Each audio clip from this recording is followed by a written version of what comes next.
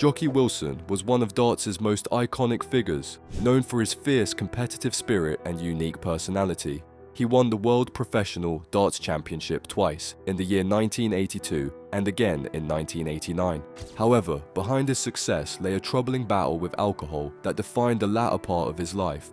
Wilson's drinking began early in his darts career. Alcohol was a normalized part of the darts culture during the 70s and 80s, with players often consuming drinks between matches. For Wilson, it became a coping mechanism and eventually a dependency. His drinking escalated to the point where it affected his performance and relationships within the sport.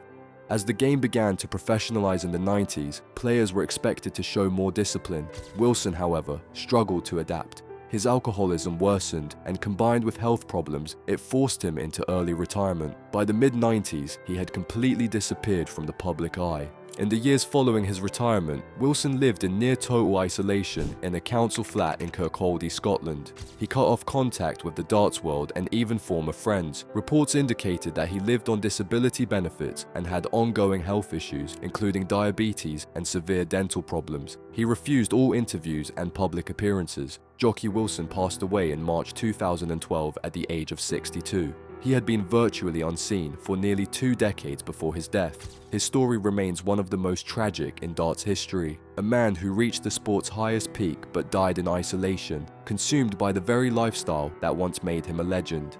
Phil Taylor is widely regarded as the most successful darts player in history, with 16 world championships to his name. But in the year 2005, his legacy was marred by serious legal trouble involving sexual misconduct. The incident occurred during an exhibition event in Scotland. 2 women, who had joined Taylor in his car after the event, accused him of indecent assault. According to the prosecution, Taylor groped the women without consent during the car ride. The case was brought before the magistrates in Derby. Taylor denied the allegations and stated that any contact had been consensual. However, the court found him guilty of indecent assault. He was fined £2,000 and placed on the sex offenders register for 5 years. The conviction sparked significant backlash in the media and among fans of the sport. Despite the ruling, Taylor continued his career in professional darts. The Professional Darts Corporation allowed him to keep playing, citing his importance to the game. The conviction remained a documented part of Taylor's career timeline, appearing in media coverage and biographical records, even as he continued to win additional titles in the years that followed. Andy Forom was a professional darts player best known for winning the British Darts Organisation World Championship in the year 2004. Nicknamed the Viking, he was recognised for his strong presence on stage and consistent throwing style. Over time, however, Fordom's health began to deteriorate due to high alcohol intake and significant weight gain. At his heaviest, Forom weighed over 31 stone, which is equivalent to more than 430 pounds. He publicly admitted to consuming up to 25 bottles of lager per day, sometimes drinking before and during matches. These habits became closely associated with his public image during the height of his career. In the year 2007, Forom collapsed while preparing for an exhibition match with Phil Taylor. He was taken to the hospital, where doctors diagnosed him with severe liver damage. Medical staff informed him that continued alcohol use could be fatal within 1 year. Following this, Forom acknowledged the seriousness of his condition and began seeking treatment. As part of his recovery efforts, Forom lost over 10 stone and significantly reduced his alcohol intake. He attempted several comebacks in professional darts, but his health problems persisted. In the year 2020, he tested positive for COVID-19, which worsened his pre-existing conditions. On July 15, 2021, Andy Forom died at the age of 59 due to major organ failure. Fordom's career and health challenges demonstrated the physical consequences of prolonged alcohol use and obesity within professional darts. His experience reflected the lasting impact of lifestyle norms that were once common in the sport. Ted Hankey, a 2-time BDO World Darts Champion, became a symbol of disgrace in the sport after being convicted of sexual assault. Known as The Count for his vampire-themed persona on stage, Hankey had a long career filled with highs and lows, but his criminal conviction in 2022 overshadowed everything he achieved in darts. The incident took place in September 2021 in Cheshire, England. Hankey sexually assaulted a young woman, and the assault was captured on closed-circuit television footage. The recording served as key evidence during the investigation and later in court proceedings. The victim reported the assault to the police on the same day it occurred. Hankey initially denied the charges. However, after being presented with the closed-circuit television evidence, he changed his plea to guilty. During sentencing in May 2022, the judge described his behavior as repugnant and noted that Hankey had shown no genuine remorse until the final stages of the process. He was sentenced to 2 years in prison. The Professional Darts Corporation had already distanced itself from Hankey before the legal outcome, but the conviction officially ended all remaining associations. Broadcasters removed his past appearances from circulation, and sponsors publicly denounced his actions. The case shocked the darts community, not only because of Hankey's reputation as a former world champion, but also due to the severity and clarity of the evidence against him.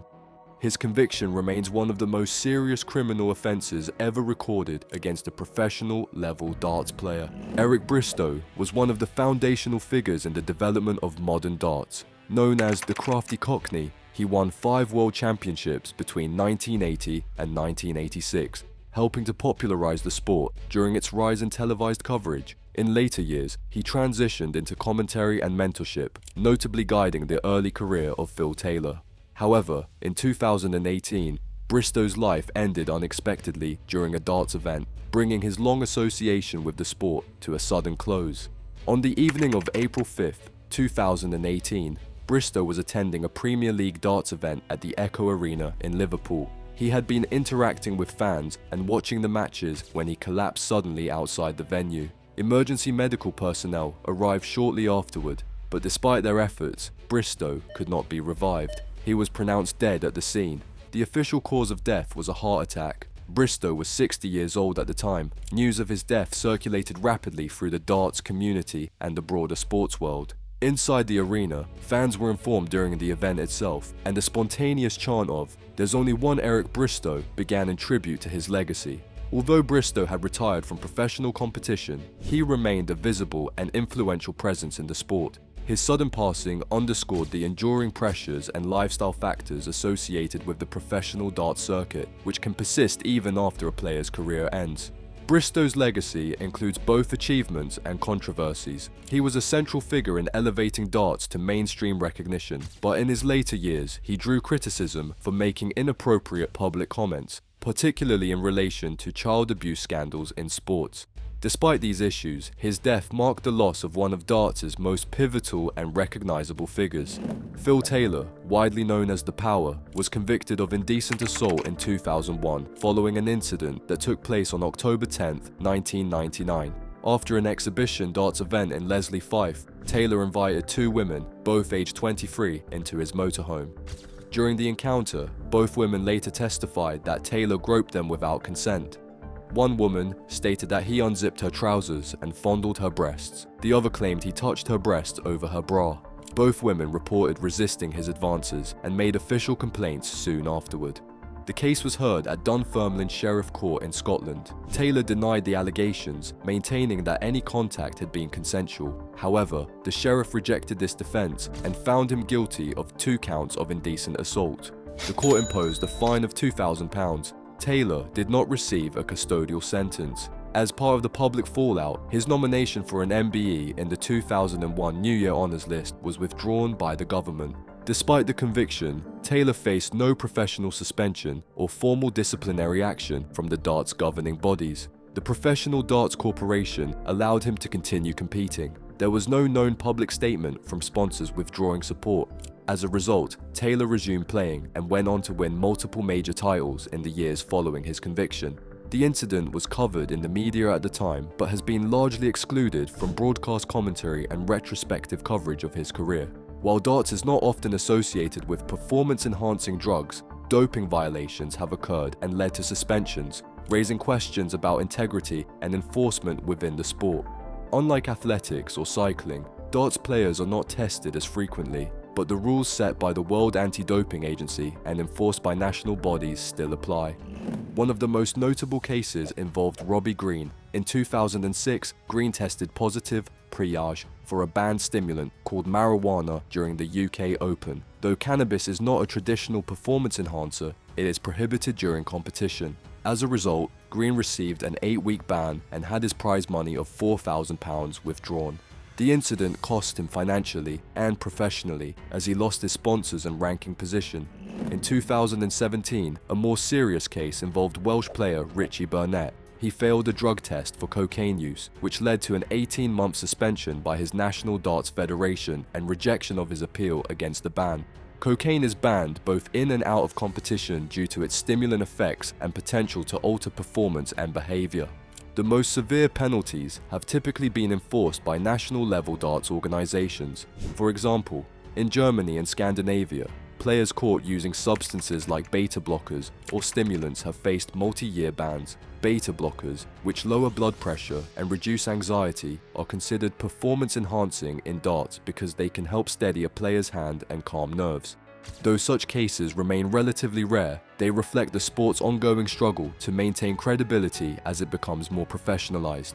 The Professional Darts Corporation now conducts random drug tests at major events, but the infrequency of these checks has drawn criticism from some quarters. As the sport continues to grow in prize money and global viewership, so does the importance of enforcing anti-doping regulations with consistency and transparency.